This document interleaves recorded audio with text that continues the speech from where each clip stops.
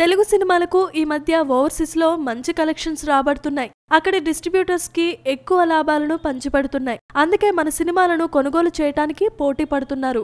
ఇక star hero cinema అనగానే ముందుగానే భారీ ధరను కోట్ చేస్తున్నారు. ప్రస్తుతం తెలుగు చిత్ర పరిశ్రమలో క్రేజీ ప్రాజెక్ట్స్ లో జై లవ కుశ ఒకటి. ఇందులో ఎన్టీఆర్ 3 పాత్రల్లో నటిస్తున్న ఈ సినిమాని బాబీ డైరెక్ట్ చేస్తున్నారు. ఎన్టీఆర్ బ్యానర్ లో కళ్యాణ్ రామ్ నిర్మిస్తున్న ఈ సినిమా ప్రారంభమైనప్పటి నుండే అన్ని ఏరియాల థియేటర్ రైట్స్ కోసం ఓ బడా సంస్థ 70 కోట్లు ఆఫర్ చేసింది. ఆ ఆఫర్ ని కళ్యాణ్ రామ్ తిరస్కరించారు. తాజాగా ఓవర్సీస్ రైట్స్ కోసం 14 కోట్లు ఇస్తామని ఆఫర్ చేస్తున్నారు. నాన్నకు ప్రేమతో ఓవర్సీస్ లో $2 మిలియన్ అనగా 14 కోట్లను వసూలు చేసింది. జనతా గ్యారేజ్ $1.8 మిలియన్ అనగా 13 కోట్లు కలెక్ట్ చేసింది. ఇప్పుడు అంతే మొత్తాన్ని రైట్స్ కోసమే వెచ్చిస్తున్నారు. అంటే జై లవ కుశ $3 మిలియన్ కలెక్ట్ చేస్తుందనే నమ్మకంతో ఈ ఆఫర్ ని ఇస్తున్నట్టుగా మనకు తెలుస్తోంది. ఈ డీల్ ని నిర్మాత హోల్డ్ లో ఉంచారు. సంప్రదింపుల అనంతరం అసలు ధర మనకు తెలుస్తుంది.